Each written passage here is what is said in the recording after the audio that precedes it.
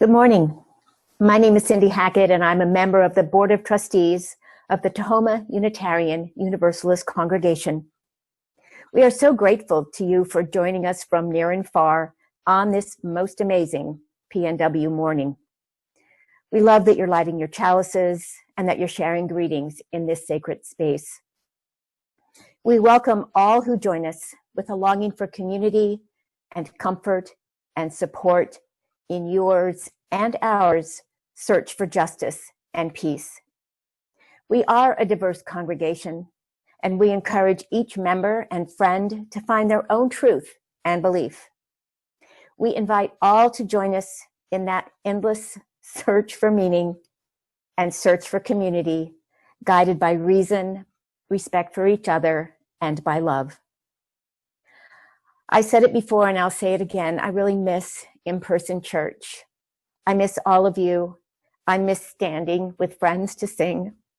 I miss making the arch to sing our young people out to their religious exploration experience, knowing that everybody is listening to the time for all ages together.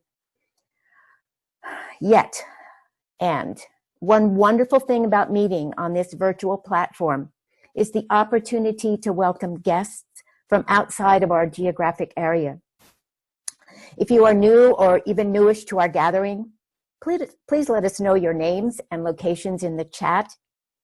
Contact us through our webpage and we'll add you to the mailing list for our online newsletter. We don't want you to miss out on anything that's going on. We offer many ways to connect: e-news, webpage, Facebook, and we look forward to widening our circle. I have just a few announcements this morning. Following worship service, children, youth, and their families are invited to join Nancy Slocum, our Director of Religious Exploration, for Kids Chapel. You can email Nancy for the login information at dir.re@tahomauu.com. Also today, Doug Taylor is at 12 noon is available for Soul Matters Drop-In Chalice Circle. This adult exploration group is open to all, and you can join in again by Zoom. Login information will be posted in the chat. This month's topic is, what does it mean to be a community of healing? How apropos is that? And you can find those materials in this week's e-news. We'll also put a link in the chat where you can find those. Linda returns from vacation this week and will resume hosting tea times on Tuesday at 10 a.m. and Thursday at 3 p.m. Details for the tea time Zoom rooms can again be found in this week's e-news. Also, Reverend Linda will be leading next week's service, Transformations, on Sunday, July 26th.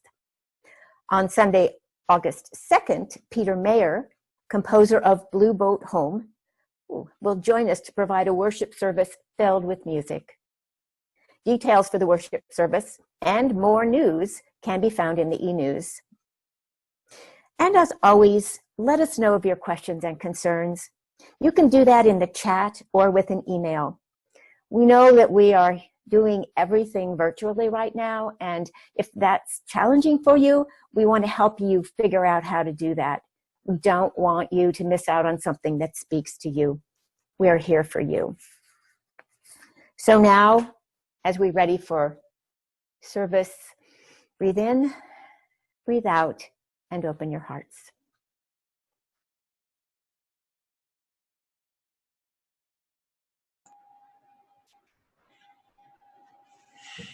Good morning, everyone. Our opening words this morning are called The Fire of Resistance, and they are written by myself and my dear colleague, Eric Halseth. This reading has been adapted. Fires are burning across this country, scarring our cities and sending a notice to the world that there is deep anger simmering within. Explosions reverberate through the canyons of skyscrapers and in villages and small towns. Thousands upon thousands of people are out in the streets protesting, saying their names, shouting, "Black Lives Matter," sitting in silence, fighting against a police system that is unjust, fighting against white supremacy. They fight for our freedom. They fight in solidarity with all of our siblings because no lives will matter until Black lives matter. Thank you.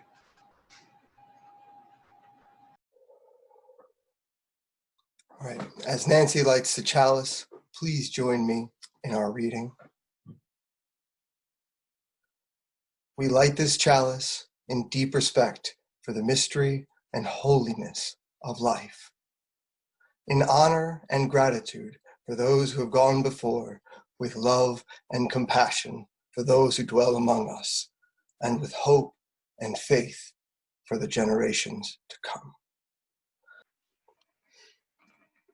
Now is the time we offer our financial gifts to the work of this congregation. Until we are together again, we are suspending our Share the Plate guest organization until we resume once we gather physically in our worship service. Thank you for the consideration to support our church during this uncertain and volatile time. You may follow the link in the following slide to contribute your support for our church members and staff working tirelessly to keep our congregation connected in new and dynamic ways. Every little bit helps, and while we are physically apart, our gifts are stronger together. Thank you. And as we enter a time for meditation, I want you to ground yourself however you're sitting and standing. Sort of just feel your breath. I'm going to read you a poem, a prayer for resistance by Matthew P. Taylor.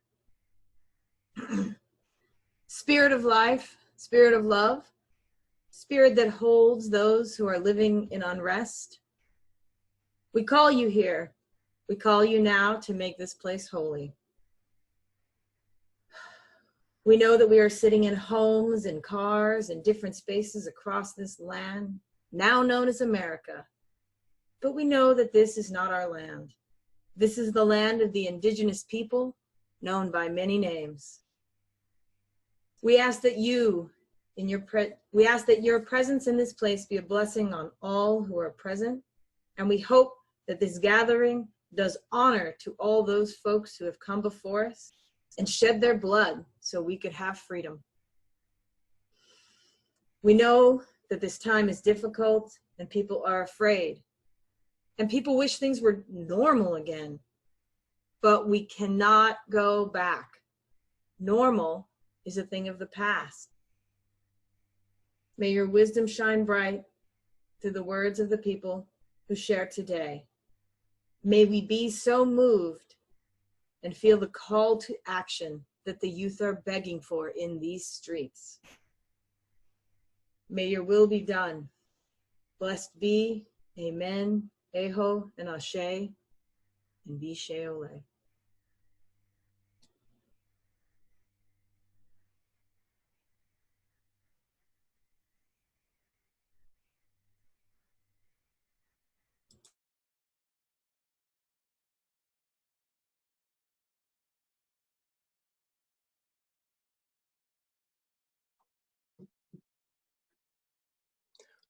For the Racist by Matthew P. Taylor. This is for the racists who would call a Black person the N-word when enslaving our ancestors wasn't enough. You want to put your knees on my neck because the N-word deserves, but I'm not the N-word. I wasn't made the N-word until your ancestors named me that. Your people deem me ignorant and not enough. You don't seem to see the burden placed on us to prove. We are innocent and not guilty at birth. You stole our birthright. We are kings and queens and other forms of royalty. But how dare we hold sacred our resources when your ancestors needed them more than us? And the shame, the root of it all, is the greatest resource was our blood, America KKK was made from the blood, sweat, and tears of Black people. The land was stolen from indigenous people, the encampments of Asian people, and the food picked by our Latinx communities. It's funny to look back in history, and even you white folks hated each other. You couldn't be Irish, you couldn't be a Jew. Y'all called each other the N-word until you determined that all of us peoples of the diaspora were lower than you. You banded together because white is right and everything else is wrong. You put your knees on our necks because we can't be successful. How can 3/5 of a person be successful? How can 3/5 of a person have feelings? How can 3/5 of a person be smart enough to start a business? How can this fraction of a human be used for anything but medical testing? This fraction of a person wants to be something more than a slave. How dare we want to breathe and exist in this world? This world wasn't made for you. White Jesus tells you that. Don't look for liberation or salvation. It wasn't made for you. Descendants of Ham deserve no mercy. We can't breathe because the media glorifies your defiance and condemns our silent protests. We can't breathe because this system was created to keep us as slaves. We can't breathe because when we silently protest, we are protesting too much. We can't breathe because you'd rather call the police on us than assume our innocence. We can't breathe because your privilege is the priority and discomfort is my problem. We can't breathe because the world would rather see us dead than happy. We can't breathe. This is for the racists who would call a Black person the N-word when enslaving our ancestors wasn't enough. We've told you we can't breathe and you killed us anyways. We've tried to be at peace at home and got killed anyway. We've been sleeping in our beds and been killed anyway. We've been children chased by those who want vigilante justice and been killed anyways. We can't even jog without being killed. We can't do enough to get you to change, and the sad thing is, many of you don't want to.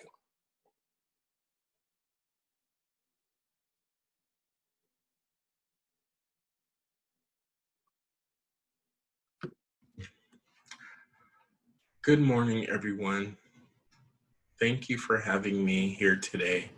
I would like to thank Reverend Linda and the Arian and all the folks who took time out of their busy weeks and their schedules to be a part of the service today. Special thanks to those folks who are doing readings and are acting as chat hosts. Thank you all. I would also like to invite you all who are here today to take a moment to center and to breathe with me. Breathe in and out, and breathe in one more time and out, and breathe in one last time.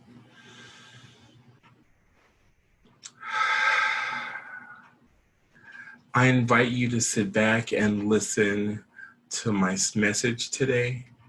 And I would like to give you the trigger warning that there may be some strong topics or ideals that are expressed today. The Honorable Louis Farrakhan says, "There really can be no peace without justice. There can be no justice without truth. And there can be no truth unless someone rises up to tell you the truth."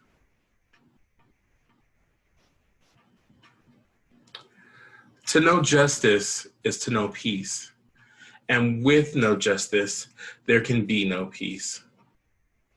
I think it's time that we tell the truth. The hard, cold, unbearable truth. America was born on the backs of people of color. From the looting and theft of indigenous land to the looting and theft of Black people. We have to be willing to admit that America claims to be the land of the free and the home of the brave. But America has never been free, and honestly, never brave. America was built on this false promise to ensure that folks who were threatened or running away from their homelands could come here to find safety.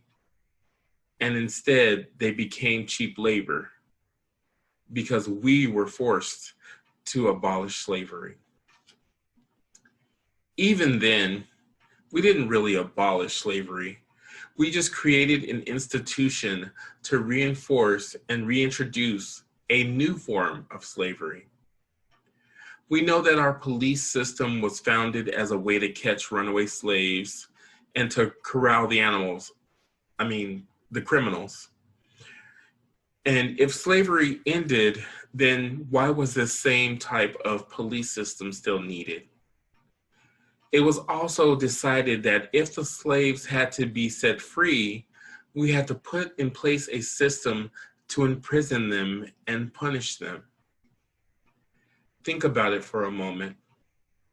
What other systematic way have we gotten slave labor? As a nation, lawmakers have fed us the poison and then provided the cure through incarceration.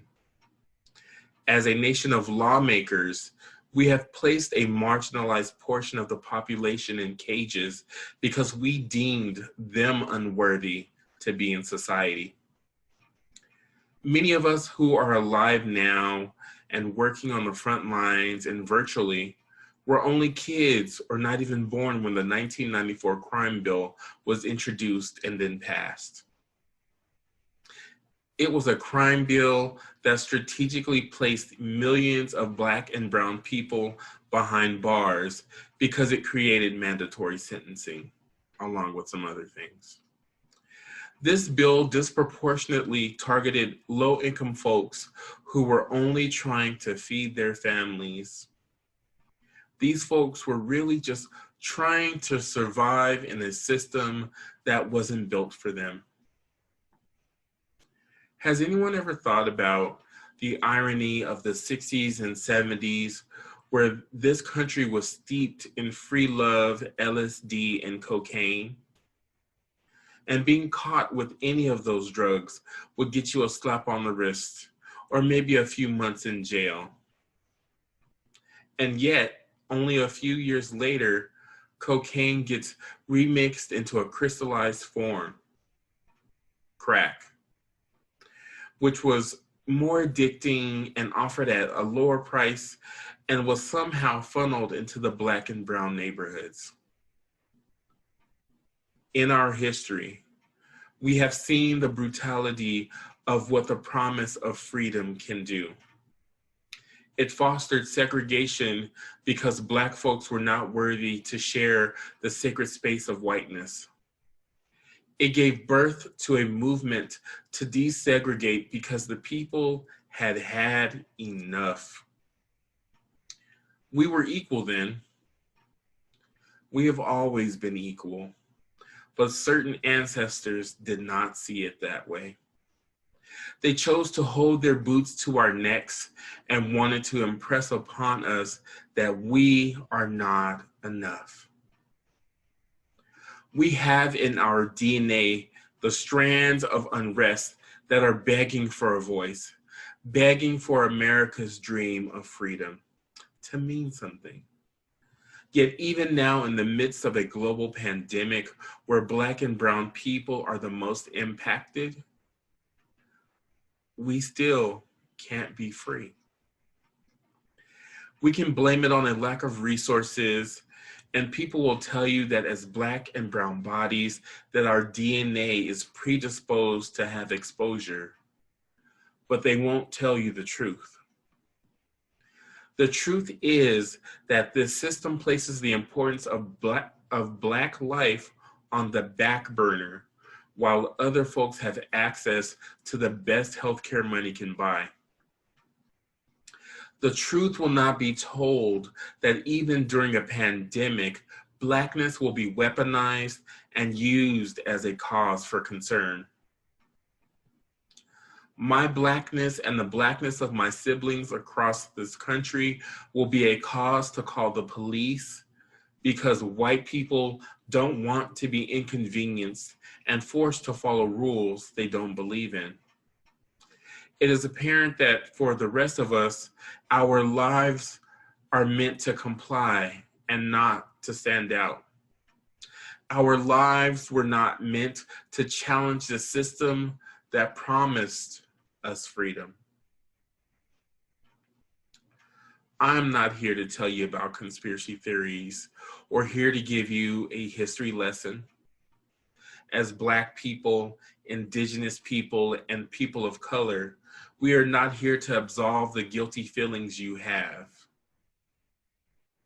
But I am here to remind you that the problem is the system. Our forebears created the system for white men, and white women get to enjoy the spoils of war on Black people. We choose to glorify figures like Susan B. Anthony. Susan B. Anthony and her fellow suffragettes, we have to tell the truth about them. They protested that they were not going to have the right to vote before Black men. When will we tell the truth? When will we be honest that these calls to the police on Black people and these murders are a catalyst for a revolution that America is not ready for? How can we change this system? How can we reclaim the land and the dream that America originally stood for? If that is what America was ever meant to be. How can we make amends for America's first sin against the indigenous folks whose land we live on? How can we make amends when we have systematically made them appear as alcoholics and savages? We have made a mockery of their heritage and culture. How do we make amends for the theft of a people? How do we make amends for the slave labor forced upon Black people? How do we make amends for the immigrant siblings and their children in cages? And can we hold all these feelings of injustice at once? How can we make a difference if we are afraid? How can we make a difference when we feel alone?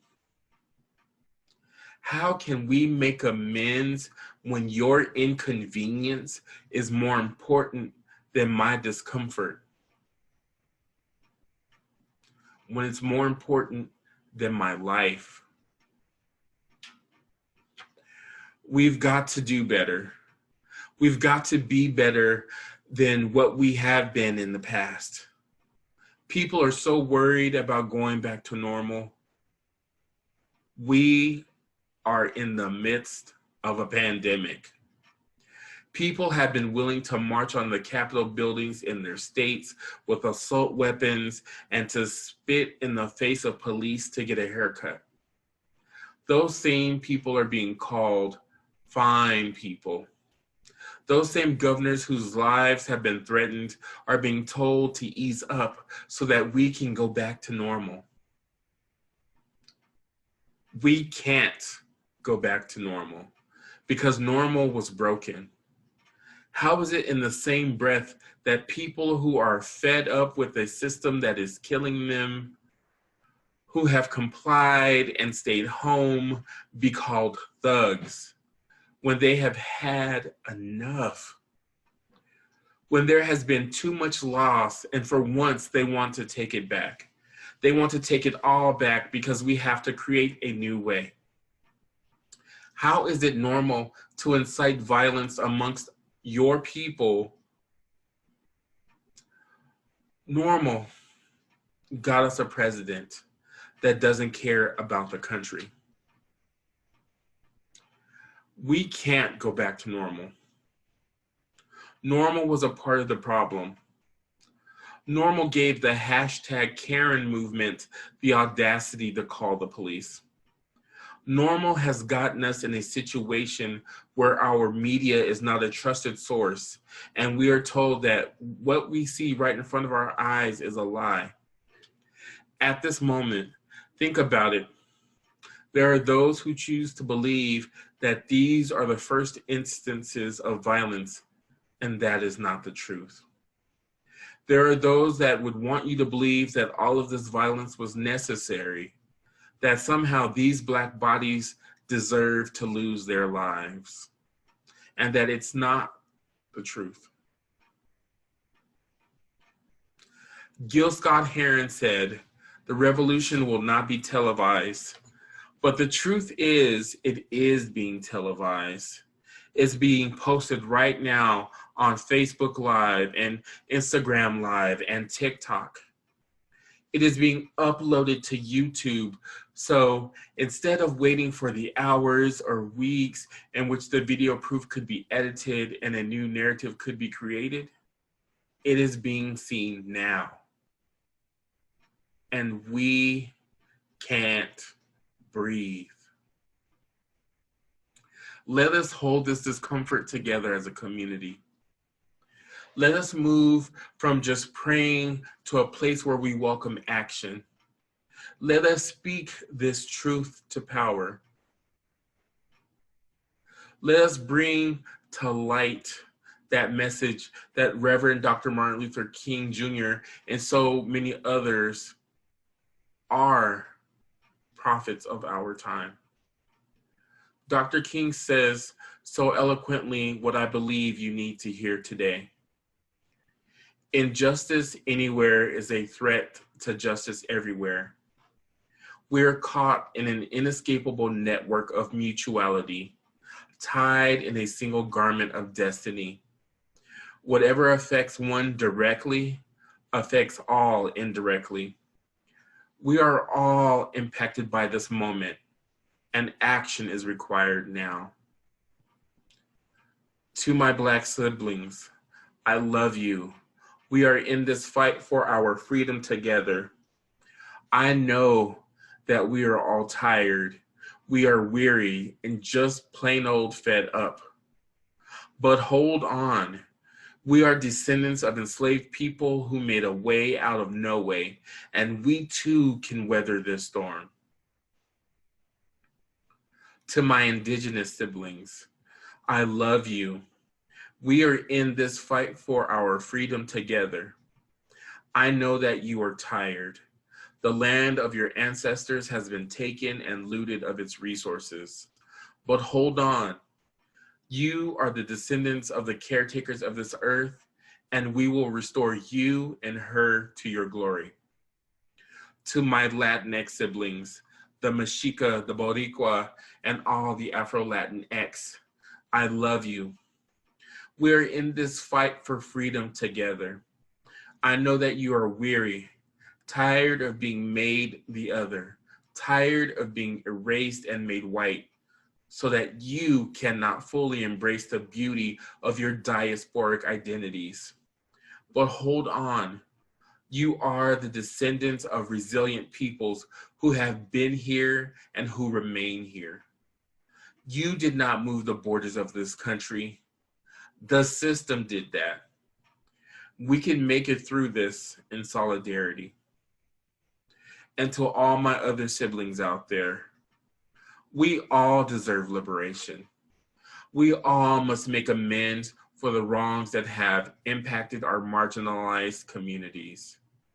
We are not obligated to do anyone's emotional labor but our own. We are obligated, however, to uplift marginalized voices. We are called forth to share our resources, called forth to change those people in power so that we can change this broken system. We are asked to sit with this discomfort because being comfortable has only created complacency. I implore you today that we must take action. And if you are so moved, I invite you to give of your time or your resources in your communities. Seek out bail funds that are popping up all over the country to take care of the protesters on the front lines. There are teams across this country that are gathering to clean up their communities, and your labor could be used there.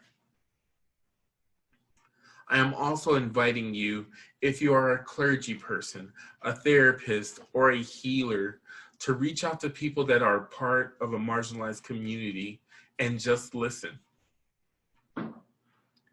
Offer those folks space so that they can grieve, be angry, and heal. I am not asking you to offer solutions. I am asking you to listen to the Black and brown voices that are leading this charge. I am asking you to do something, because doing nothing is leaving this system as it is.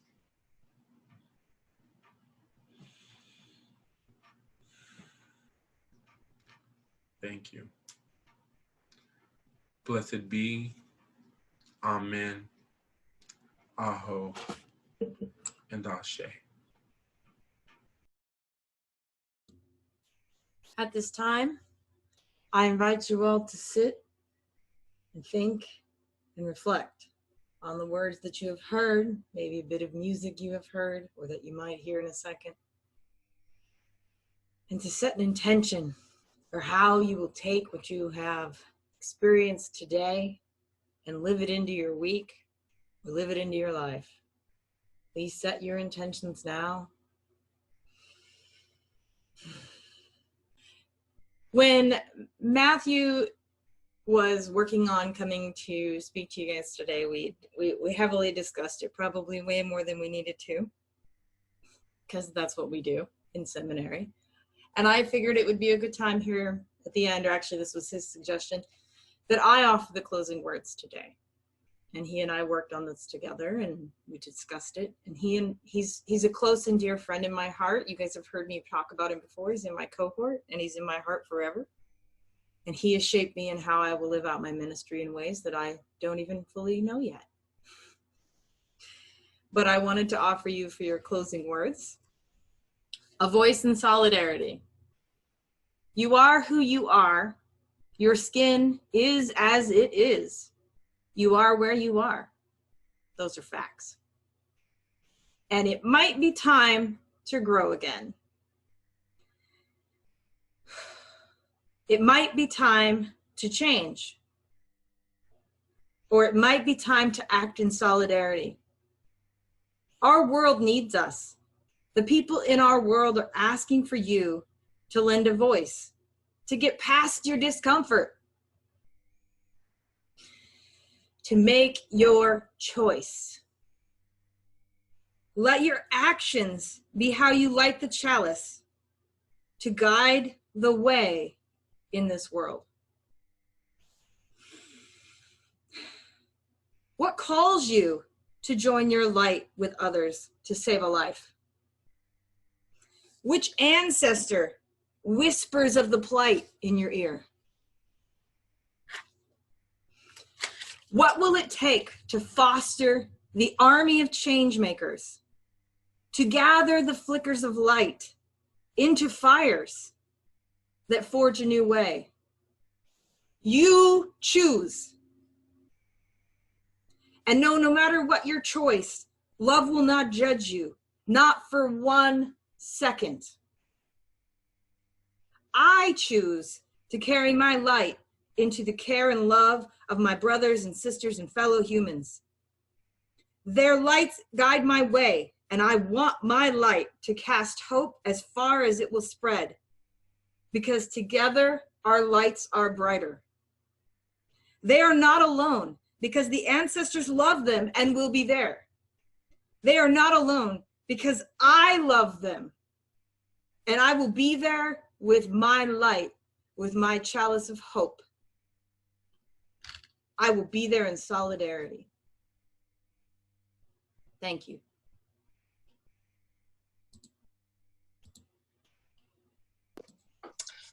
All right, well, please join me in the in our closing words as we extinguish the chalice.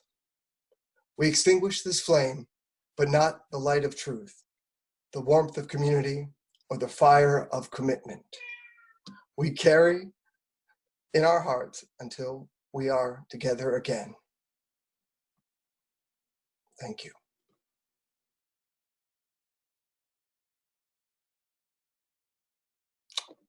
Oh, shoot, no. Please join. Yes.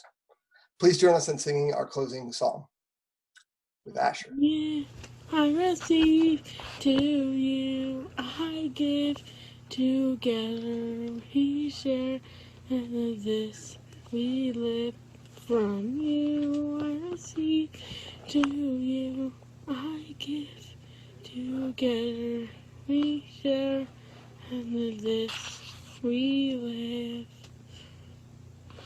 Can I stop it? Yep.